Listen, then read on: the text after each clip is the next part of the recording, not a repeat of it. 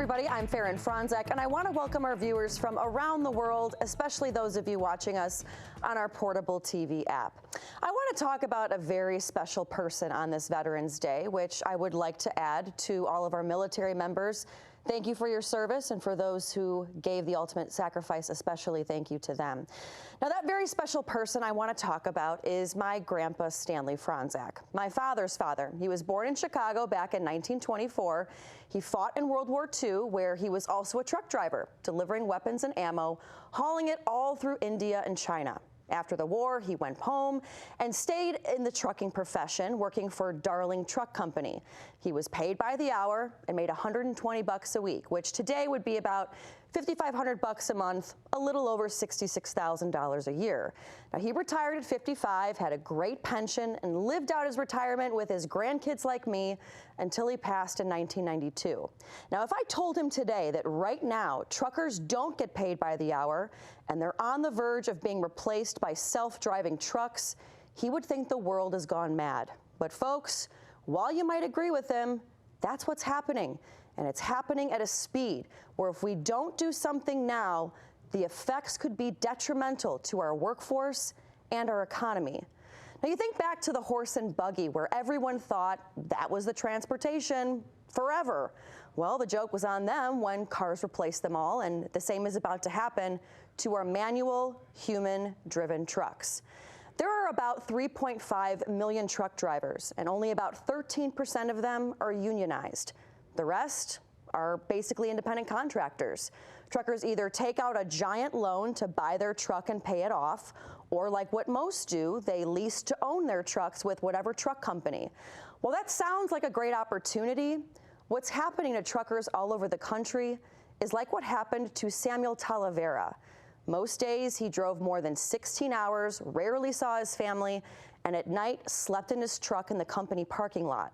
And for all that, he took home as little as 67 cents a week. Then when his truck broke down that he leased from the company, he couldn't afford to fix it, so the company fired him, seized the truck, and took the $78,000 he paid towards owning the truck with it. Now, if you're like me, I thought 67 cents a week, but companies, they don't pay truckers by the hour anymore. Pay is based on how much you haul. So when you have a supply chain crisis with hundreds of truckers just sitting at ports, waiting for hours to pick up their next haul, they're not getting paid just to sit there.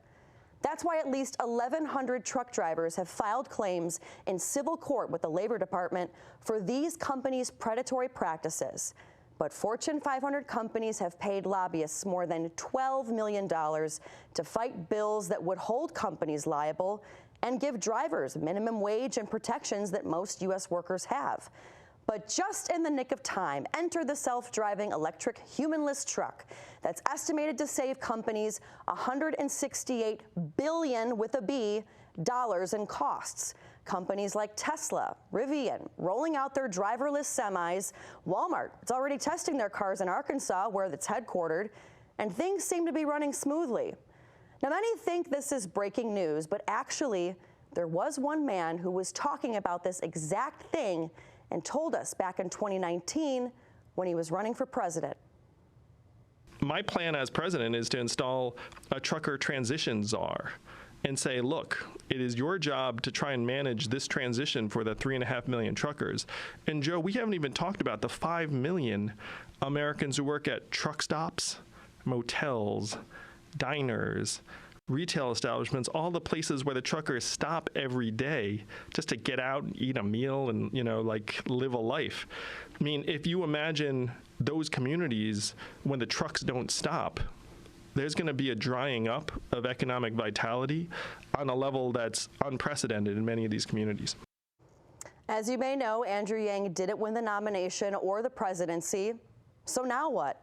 Truck driving has always been a great profession for those who don't have a college degree because it used to pay enough to provide for a family like what it did for my grandfather, which gave a great life to his 3 kids, my dad, which then gave my siblings and I a great life, which made me think, where would I be today had my grandfather lost his job to a self-driving truck?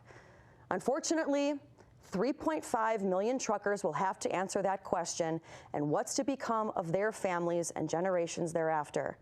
Well, tonight, we're asking those questions for them. So come with us and question more.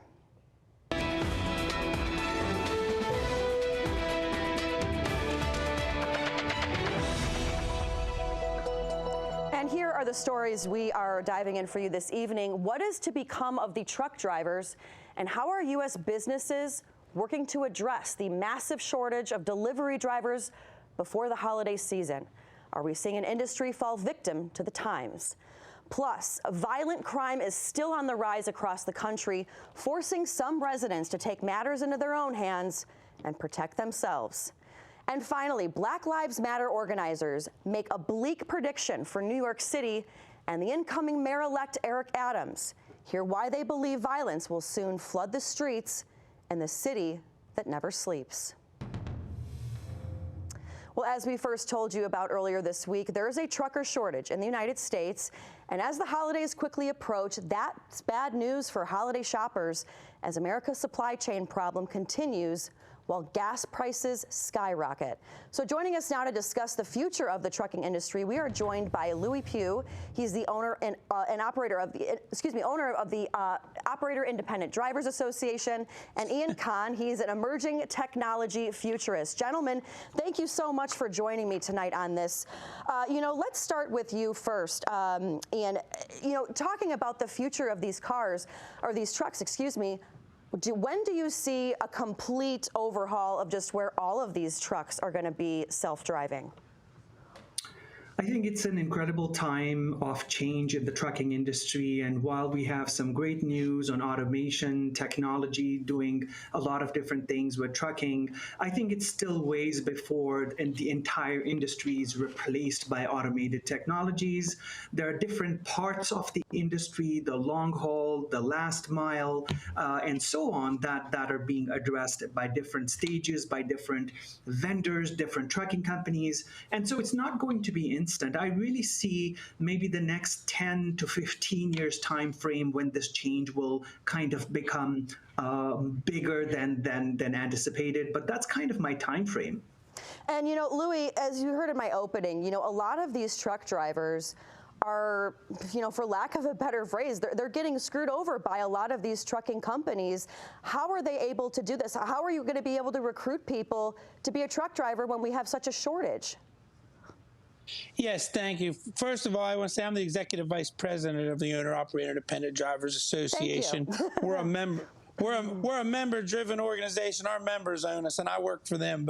And also, I want to thank you for your grandfather. I too was a trucker in the Army, so I know what that's like. So happy Veterans Day to your late grandfather. But yes, as somebody who's been in this industry my entire adult life, other than when I was in the service, I owned a small business trucking company. The truckers are getting screwed. They've been getting screwed for years and years and years. This whole notion of a driver shortage is rhetoric that's been being played since deregulation. There is no driver shortage. There's a driver pay shortage. There's a driver retention problem because, like you said, long-haul truckers are getting screwed. And the ones who really get screwed were the ones you brought up in these lease purchase deals, which should be completely against the law as far as we're concerned. Like the man you said was making 67 cents a week. We see stories like this every single solitary day in our office, unfortunately. But the long-haul motor carriers are looking for cheap labor. That's all they've ever been looking for. Average workers is a 40-hour week. In the trucking industry, it's a 70-hour week. Long-haul carriers, they're pushing this $50,000 a year salary. That's the big thing now. You can make $50,000 without a college education. How great that is. Well, if you take $50,000 and divide and figure that up for 70 hours a week for 50 weeks a year, that's $14.28 an hour that they're making, or less. I mean, who wants to be away from their families for 200 plus days a year? You know, everything gets put on them, whether it's enforcement issues, the driver gets holding the bag, the driver gets stuck sitting in these warehouses in these long lines for hours and hours and hours without any compensation. No, they have horrible working conditions. There's a parking crisis in this country, and none of the big fleets even care to step up and help fight to get more parking, because they don't care, because the driver's the one who gets the ticket if it's parked in an illegal place. It's everything falls upon the driver, and you said it, they get screwed. So, you know, there's 400,000 CDLs issued every year in this country. So plenty of people are signing up to be truckers. But they come in, they find out how hard the work is, how they're mistreated, and they leave. And you can't blame them, unfortunately. Yeah, and Ian, you know, I mentioned, you know, Amazon already has been rolling out its self-driving cars, and they're testing it out in Arkansas, where it's headquartered. But, you know, you're also seeing this, you know, like, yes, we're looking at trucking this evening, but, you know, you have, like, for example, McDonald's. You go in and you can order on the computer, and yes, a human hands it over to you, but, you know, you just took out somebody else's job right there, you know, who'd take your order. What should people do looking at this? And you said we've got about 15 years to plan. Yeah. What should people be doing as far as planning? Of course, you mentioned Amazon. I think you meant Walmart. So Walmart has been doing the rollout in Arkansas. Yeah, in Arkansas. See, as an academic, as a futurist, I mean, I really sympathize for the industry, the truckers who are plowing on the roads and spending so much time dedicated to their task. But the reality is, it's not just trucking that's changing, but many industries are changing. Many professions are changing. You mentioned McDonald's or retail. I mean, you can walk into a McDonald's and order a meal on the computer, and they'll serve it to you right at the counter. So the retail industry is changing. Manufacturing is changing. Every industry is under a lot of pressure, not because just technology is great and it can do all of these things, but because these companies now want to squeeze the margins. They want to add more shareholder value. And so as a large vendor, manufacturer, organization, retailer, grocery store, whatever you have there, they want to maximize profitability. And human operators are expensive. People make mistakes. People need to rest.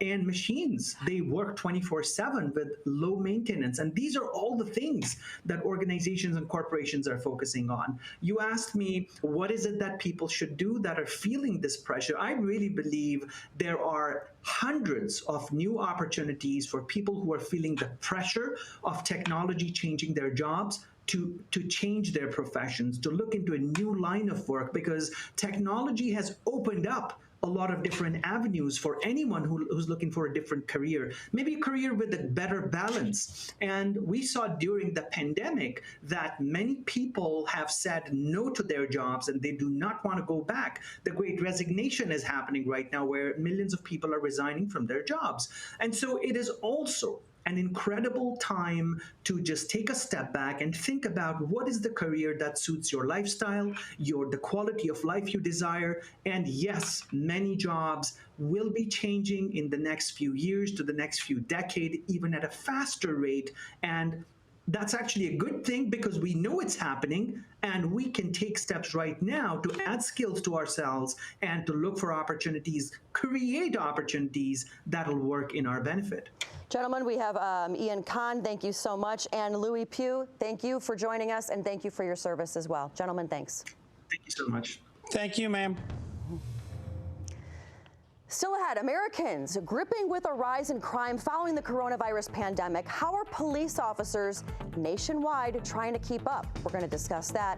In the meantime, make sure you keep up with all the news beyond the headlines 24/7 by downloading the Portable TV app, because it's TV as it should be. We'll be right back.